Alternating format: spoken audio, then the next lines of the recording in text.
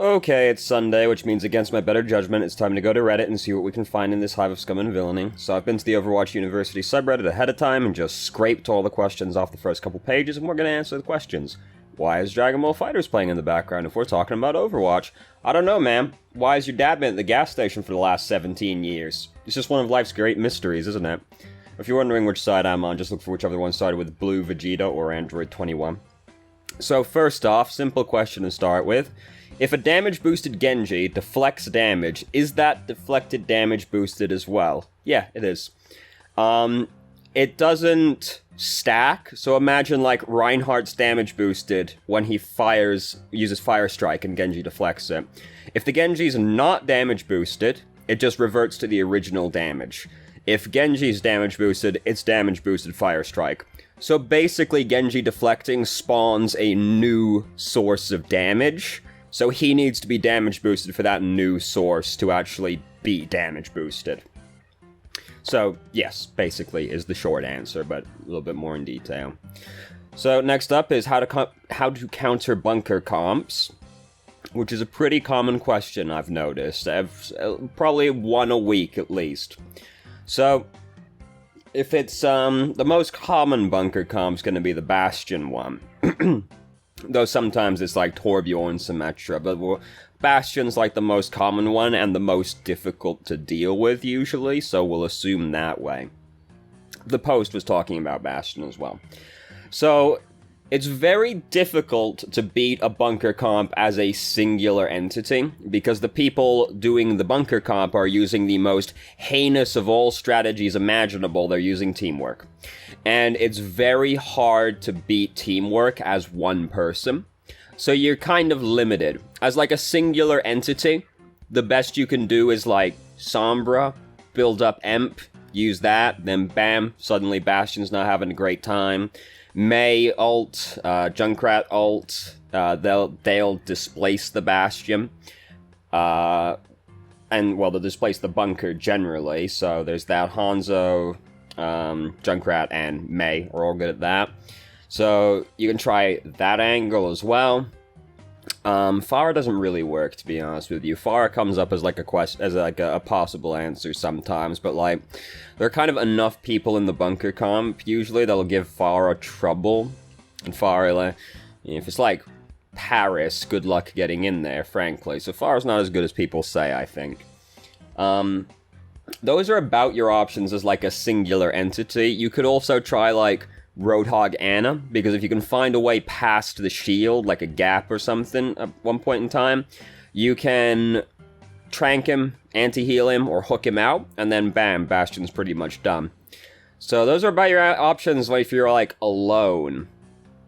If you can get just like one person to work with you, right? If you can get like Roadhog and Mei to work together, then suddenly it's a lot easier because you wall under the Bastion, bam, Bastion's above the shield suddenly, and then Roadhog hooks him while he's out, and then hey, problem solved. So if you can get like just like that level of coordination going, that can be enough to kill the Bastion, and then the bunker comp is significantly less effective after that.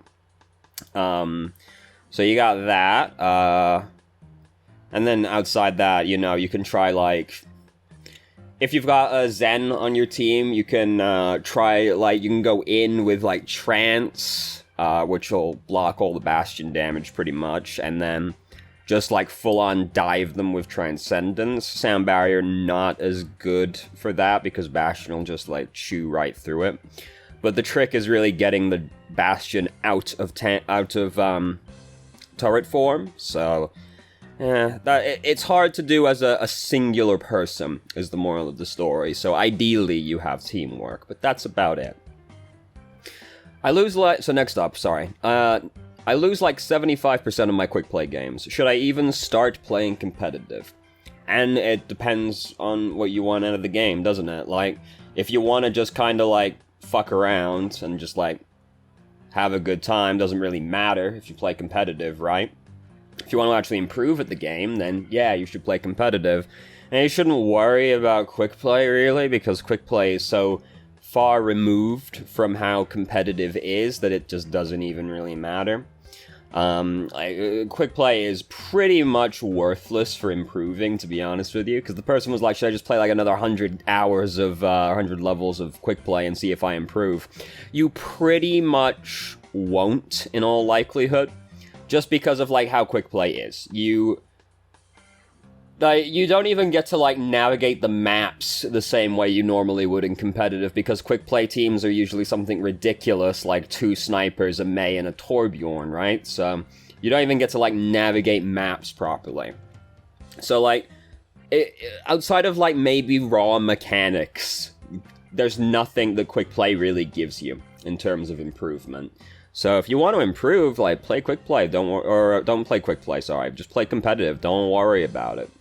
And yeah, when you start playing competitive, you're probably going to lose a lot of games, especially if it's your first FPS, which Overwatch is for quite a few people.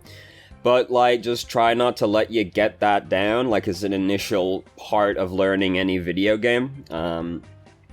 When you start trying to take it seriously, like, you lose a lot of games, and then eventually you stop losing so many games, and then that's, you know, that's improvement happening right there.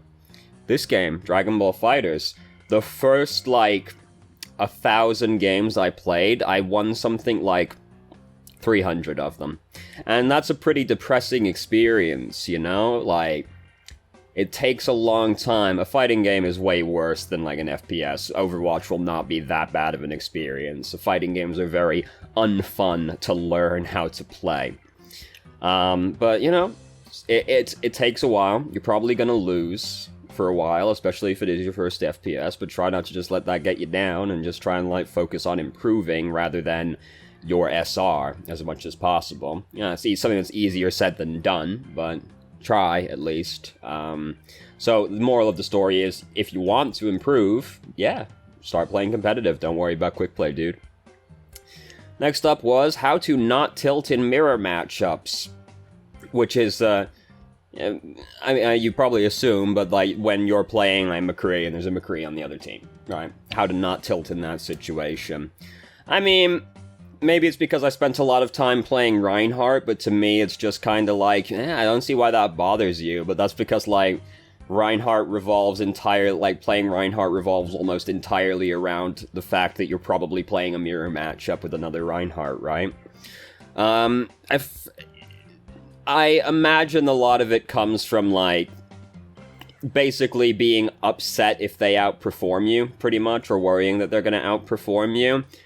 In which case, it's like a competitive anxiety kind of thing, right? More than anything else. Like, you're just afraid of losing and looking bad. In which case, like, the best advice I got for that one is just kind of like, remember that you're probably never going to see these people again. Like, unless you're in very, very high SR or very, very low SR, you are unlikely to meet the people you're playing with again at all. It'll happen occasionally, like maybe 5% of the time you'll queue into a game and then see, like, a person or two from the previous game, but, like, especially if you're playing, like, really late in the evening or something like that. But, like, you're never gonna see these people again, so it kind of doesn't matter that much what you think about them, because as far as you're concerned, right, like, they stop existing in, like, 15 minutes time. So it kind of doesn't matter what they think, to be real with you. Like, this is the mentality I try and take, where, like, I just don't really, like, worry too much about the other people, because I'll never see them again. So from my perspective, they're kind of just like AI that are going to cease to exist in 15 minutes. And maybe that's really depressing to think about, but, like, whatever. They don't exist. They don't know any better, right? Who cares? So that's, like, my thought process, anyway. Being one of those, like, how to not tilt questions, right? It's just kind of like, it's one of those questions that's hard to answer, because people always say, oh, I'm on, like, a massive losing streak, how do I not tilt? I mean, you know, it's kind of hard to just, like, decide you're not gonna tilt, pretty much, you know? It's never been much of an issue for me, so these questions I always have, like, a bit of trouble with, because just, like, I'm not really very prone to tilt, to be honest with you. It happens, but not really with Overwatch, to be honest with you. I'm more likely to tilt playing a game like Fighters, but, like, I'm not so likely to tilt with Overwatch. It just kind of doesn't... I'm not really that bothered about SR, to be honest with you, which makes it a lot easier for me. So it's always kind of an awkward question for me. That was weird. Yeah, so try to remember, like, these people are not going to exist in, like, 15 minutes, so try not to let yourself get too worked up about it. That's about the best I got for you, really. Next up is how to play off-tanks in non-standard/balanced comps. And the post, the person specifically is referring to situations where, yeah, you're the only tank and you're playing an off-tank. In which case, the kind of flippant but genuinely the answer to the question is... don't play an off-tank if you're the only tank. It's very bad. Like, if you're playing... They were D.Va, specifically, they were talking about. Like, one off-tank is in no way equivalent to having a main tank. Having two off-tanks is not equivalent to having a main tank. Like, if your team comp is, like, Zarya Roadhog, you are very fucking sad, aren't you? Like, if your only tank is Zarya, you are very fucking sad, aren't you? Like... So, you know, it sounds kind of flippant, the answer being, don't. But it is, like, genuinely the real answer. Try not to play an off-tank as a solo tank. I guess if you must, D.Va's pretty much the best one you can do, because there was a point in time she was considered a main tank, but they've kind of nerfed Defense Matrix a little bit too much since then for it to really count. In which case, you're basically trying to play her like she's Winston. The thing is, though, that D.Va doesn't compare to Winston, so you're going to struggle to do that. Because a lot of why Winston can get away with what he does, i.e. jump on the bad man, make the bad man's life fairly difficult, is he jumps on the bad man, puts his bubble down, and then he's got 360-degree protection from everything. They've got to come into his bubble to try and get him, and you can bubble dance to make it harder. D.Va has no such luxury. She's only got Defense Matrix for a second in front of her, and she can't be attacking, really, while she's doing that, right? So, D.Va does not get to do the same kind of stuff Winston does, or at least not the same stuff as freely as Winston does. So, you know, I get it sounds kind of flippant, but you're going to have a very bad team comp if you're the only tank. And, like, yeah, having just a main tank, solo tank, isn't great either. Like, just having Reinhardt by himself is kinda sad, especially if you're the Reinhardt, right? You're not having fun, probably, but it is dramatically better than just a Zarya or just a D.Va, so try not to just play an off-tank by themselves. Try to play a main tank by themselves. That's, like, genuinely the answer. It's not the kind of answer you would want to hear to that kind of question, but it is, like, the answer.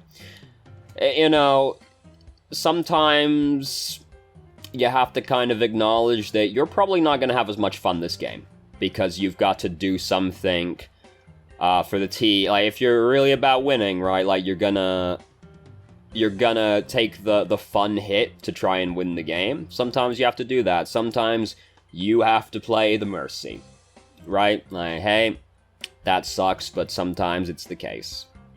Sorry to tell you. Next up is, I either pop off or play like garbage. Is there a reason for this? And there wasn't a lot of context in the post. It was like a paragraph that didn't really say much, but if you only have two settings, and it's either I do fucking incredible or I do awful, what that tells me is you, in all likelihood, go for extremely high-risk plays a lot. Like, you're playing someone like Genji, or like you might be playing like McCree, and you're just going for those flanks all day, dude. You're gonna try and make this shit work. Like, you're going for some real risky shit, and the problem with the real risky shit is, sometimes it works great, and you feel like a god. Sometimes you flank with Deadeye, and you get play of the game because you killed 6 people. A lot of the time, though, you get clapped because someone noticed that you were flanking on McCree, and they turn around and kill you. So, that's probably the reason that you only either play really well or really bad, because, like, the whole point is, like, to try and play consistently well, and if you only have the two settings on the extreme opposite ends of the spectrum, it's gotta be just, like, constantly high-risk plays. And sometimes you'll do great, sometimes you'll do terrible. So I would advise trying to play a little bit more cautiously, try and play a little bit more risk versus reward, rather than just going like, hey, if it works, I'm gonna kill the whole team. That's what I assume's happening anyway. There was very little context in the post, but that's, like, genuinely the only thing I can imagine, to be honest with you. Like, what else could it be, right? Because I am, like, when I play a game, I'm not that extreme opposite ends all the time. A lot of the time you spend distinctly in the middle, right? You don't spend a lot of time being great or awful, right? So that's gotta be it, at least from my perspective. I can't see anything else it could possibly be. So yeah, there you go. Other than that, try and, like, think about the games that you do really badly in, and just try and, like, analyze the reason you did really badly. Like, watch those games back, try and get somebody else to watch those games back and see what they find. Because that's the whole point of trying to improve, really, is, like, most of your performance is going to be like a bell curve, right? Like, you're going to spend some time being great, sometimes being awful, but a lot of the time is going to be spent in the middle. What a lot of people will focus on is, like, the excellent end of the bell curve, right? Where they're trying to make that side of it better. They're trying to make the side where they do fantastic even better. Where it makes much more sense to approach it from the opposite end, because if you increase your lowest point of skill, right? Like the lowest point on that bell curve, if you move that over, every other part of the bell curve goes up as well. So focus on, like, the bad end, the very bad end spectrum of the games you play, and try to improve those rather than worrying about the games that you do really well in.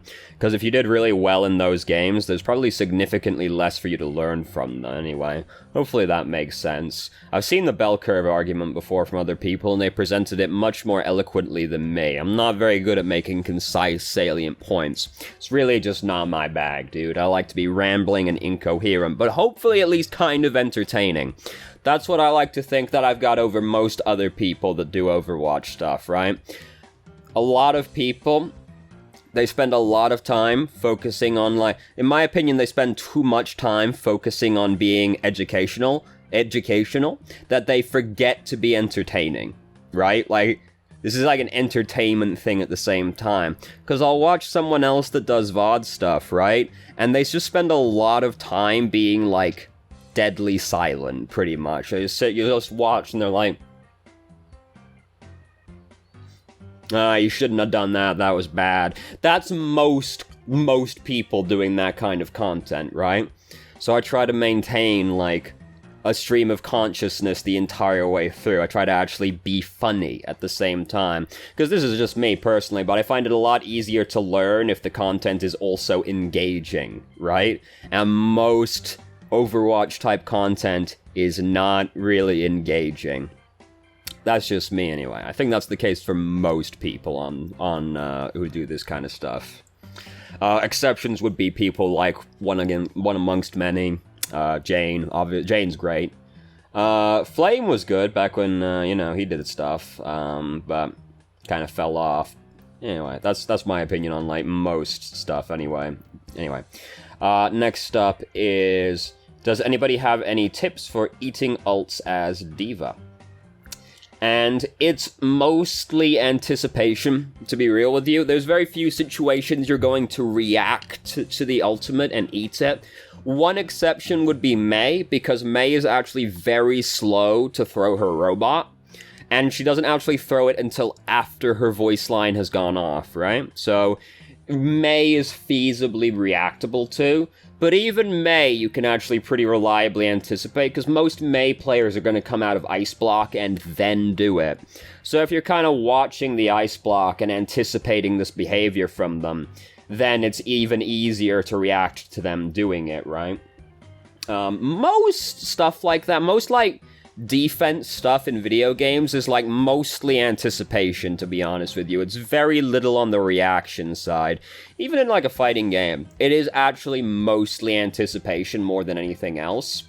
Because people can only ever really do something, only ever have certain number of options available to them at any point in time, right? So you just try and keep in mind what they can do, and then, like, because you're anticipating, like, alright, well, fighting game, alright, he went for the overhead, he might try and grab me right after he lands, because that kind of hides the fact he's going for the grab, so you're thinking about the grab, so then when you see the grab coming, you're ready for it already, which makes it easier to anticipate to it. Or you're like, okay, I know that he is mostly going to go low, because that's just what his character does. So if he's like, Vegito does this, he's very bad at the overhead section, so you can just, like, block low most of the time, because, that's most of his options, and you're like, alright, he might go for an overhead, like, here, and then you're ready for it, and then it's much easier to block it. Overwatch is the same way, though it's easier than a fighting game, where you have to maintain a lot of different thoughts at the same time, and then also be worrying about hitting the bad man. So, anyway, getting back to Overwatch, which is kind of the point, right? I've forgotten which videos that we've done, or which games already, so we're just going to pick one at random and hope for the best. It's mostly anticipation. So, like, if you're trying to eat Grav's probably the hardest one to eat reliably. The easiest way to do it is just, like, watch what the Zarya's doing. If the Zarya suddenly starts going aggro, then she is probably looking to try and grab you. In which case, you can just, like, defense matrix over the person when they start going aggro. Like, hey, you got him. There are some things that are, like, real hard tells for Zarya. Well, I say some things. I can think of one thing off the top of my head. If the Zarya is reloading and running forwards at the same time, she is looking to grab as soon as she has finished reloading. That's not necessarily going to be true 100% of the time. The Zarya might just be bad. But if she's running forward while reloading, hopefully she has a reason to do that, and the reason to do that is she's looking to use Graviton. So you got that.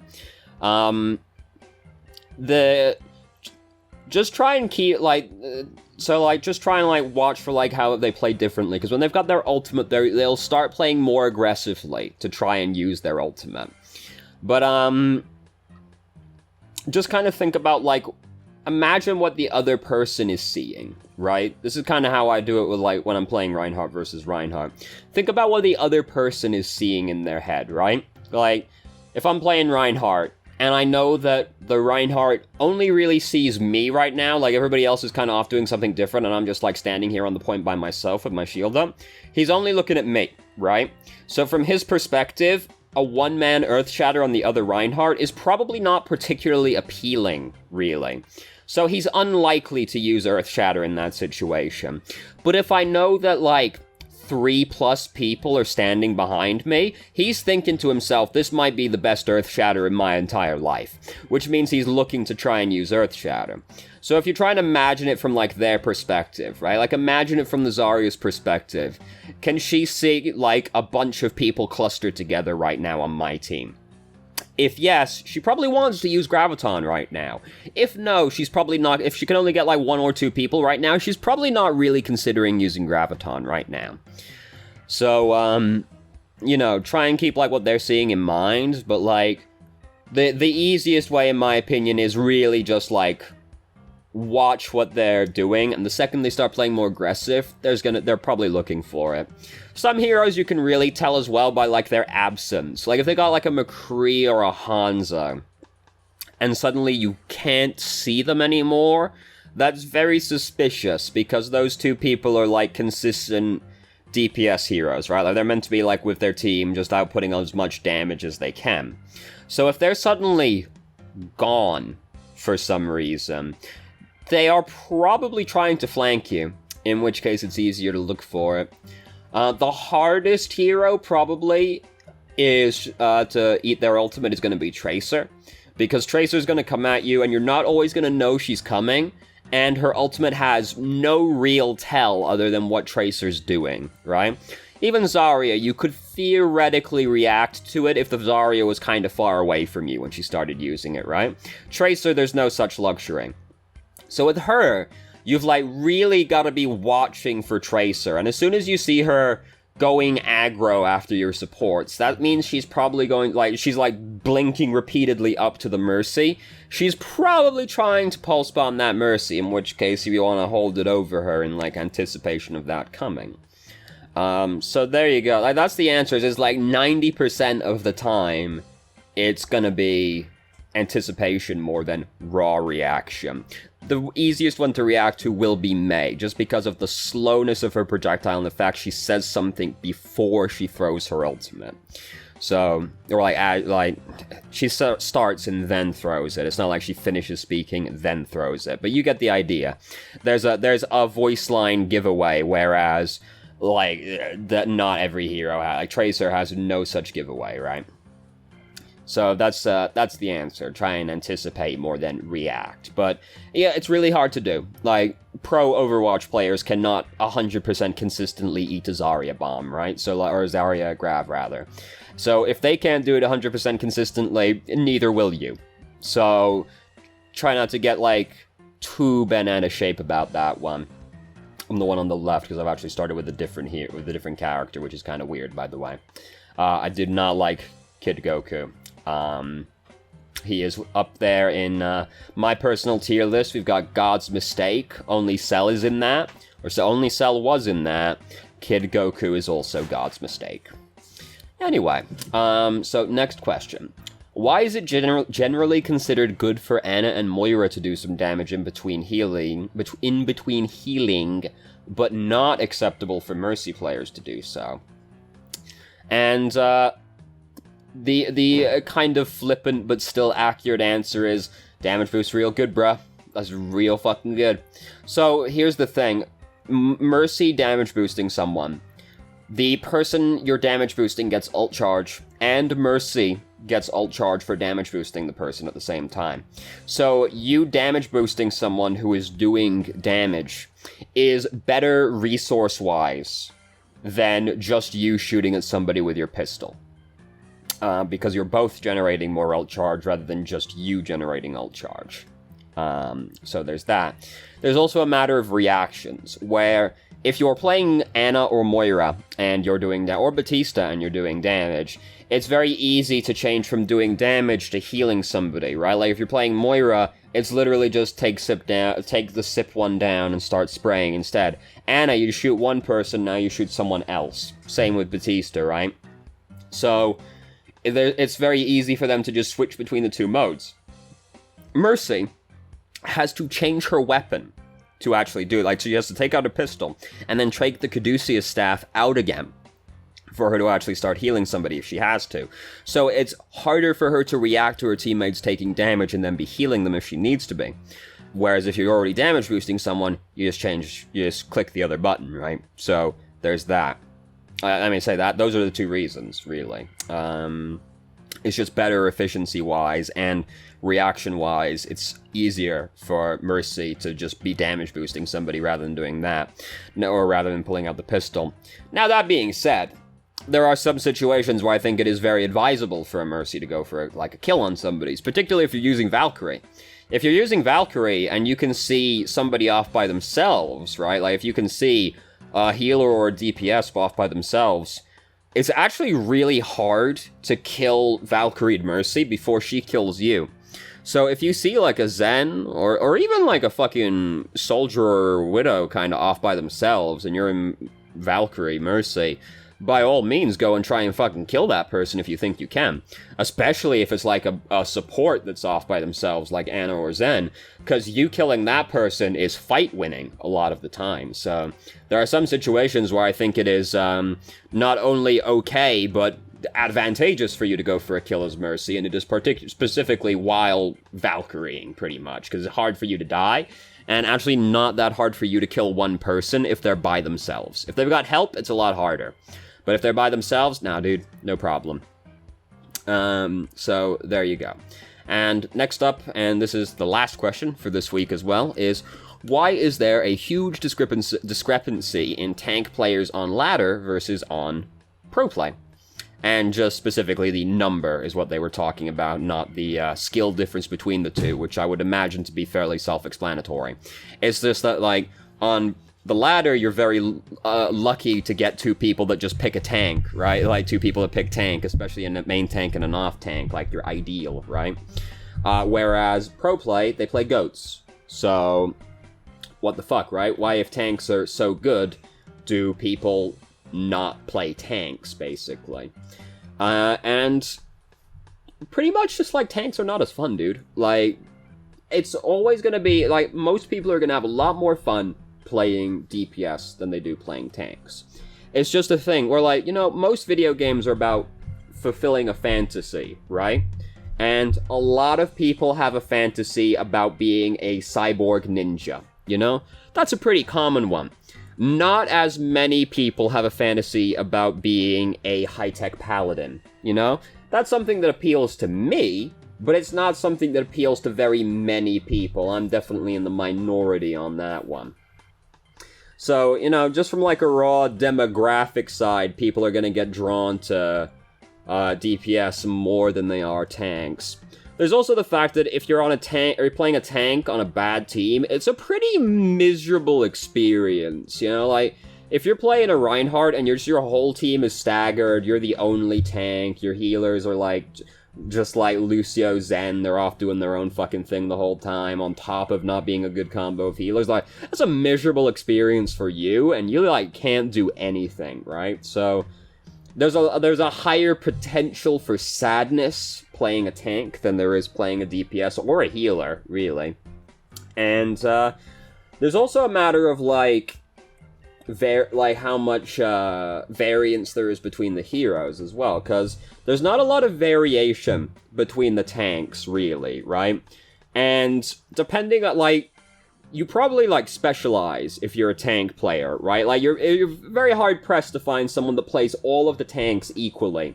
Even if you do, though, you have less options than if you're playing a DPS. I think it's 7 tanks versus 16 DPS.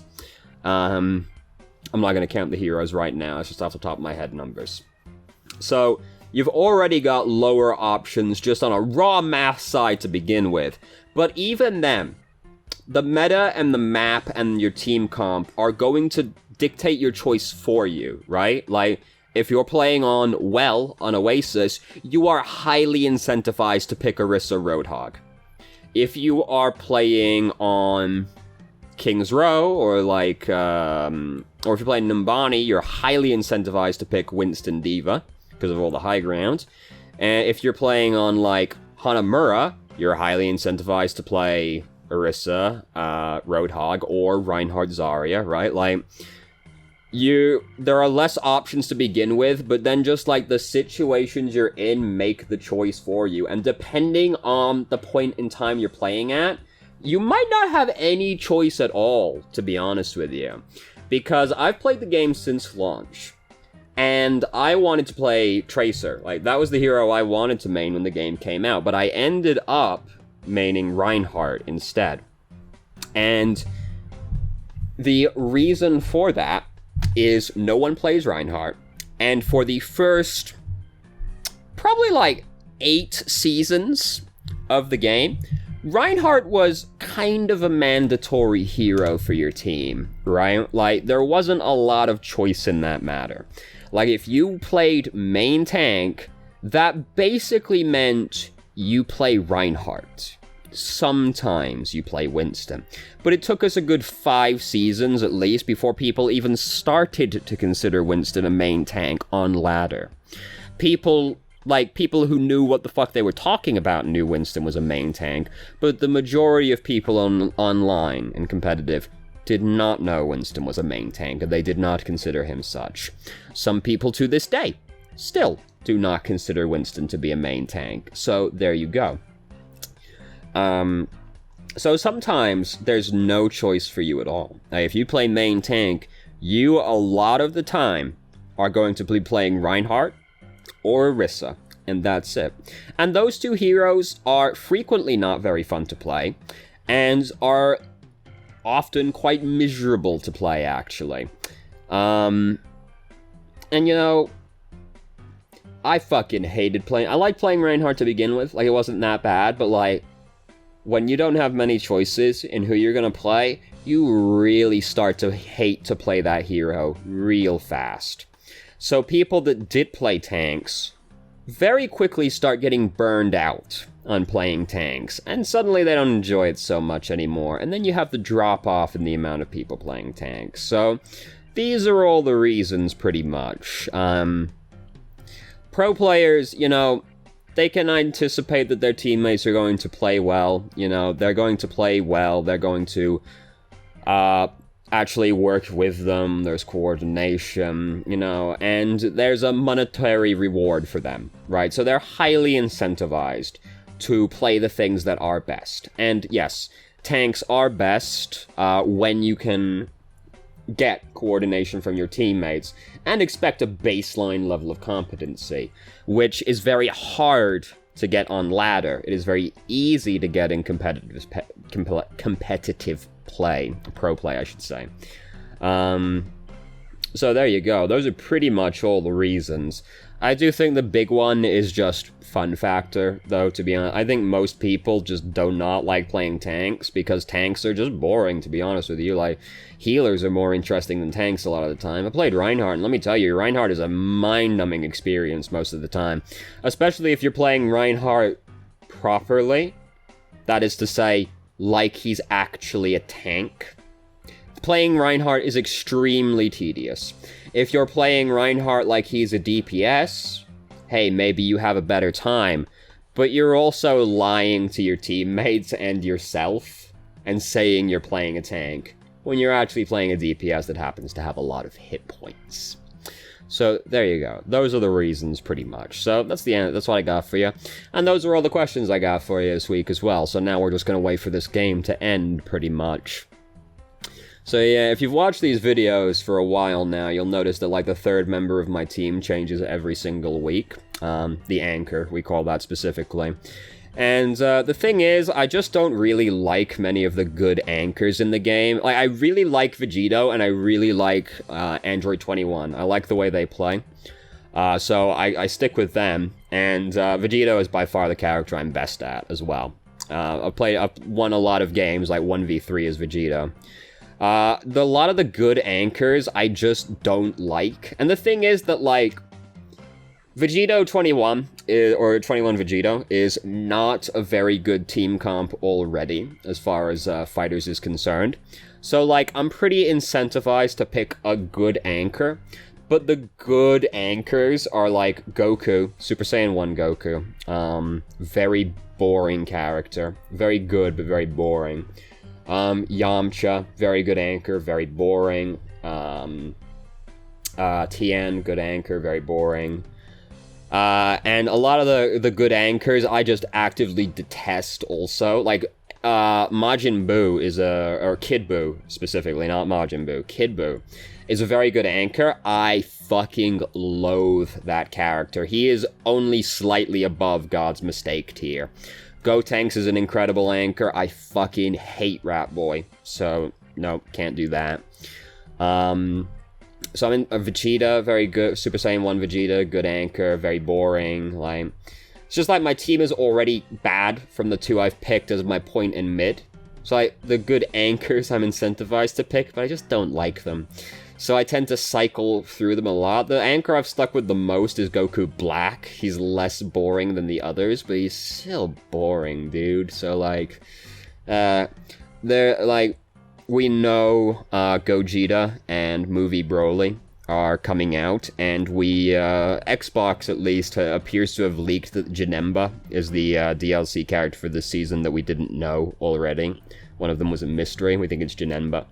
So I'm really hoping that one of them ends up being a good anchor, because they're likely to be fun to play. Because the new characters have all been pretty weird in terms of how they act. Like, they're all very unusual compared to the characters we already had. So they'll probably be kind of fun to play, and hopefully they're good as an anchor, so I can actually, like, have a set team. Because, like, you know, here we got 21 Vegito Yamcha. Alright, don't like that. Let's put Vegeta Blue in the front and put Vegito as the anchor. Vegito is not a good anchor.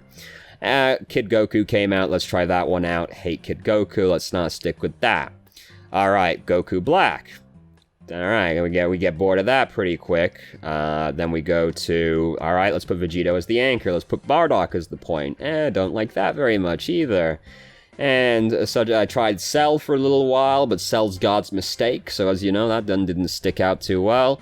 Alright, let's put Vegito as the anchor, and put Cooler in the middle, didn't like that. So, you know, I change around a lot. Let's try putting Vegito at the back, put Jiren as the point, like, hey, let's try putting Goku Blue as the anchor, didn't like that. You know. So, you know, Vegito being very consistently on my team. I've gotten good at him. Haven't gotten good at, like, a team, though, because it keeps changing every week. But hey. So anyway, you didn't come to listen to that. That's just me complaining about how I'm an indecisive bitch. I'm rambling and incoherent, even in the games I play. So anyway, thank you very much for watching. If you did, if you have any questions, feel free to ask. I'm more than happy to answer. If you haven't already, you can join our Discord and ask questions more directly and have a conversation about them, or just shitpost with us. I've started streaming on Twitch Tuesday, Thursday, Saturday, 7 p.m. EST till 11 EST. There's a link to the channel in the description. And if you managed to make it all the way through the video and somehow still enjoyed it, please like the video and subscribe for more content of middling quality in the future, and I hope you found the video helpful.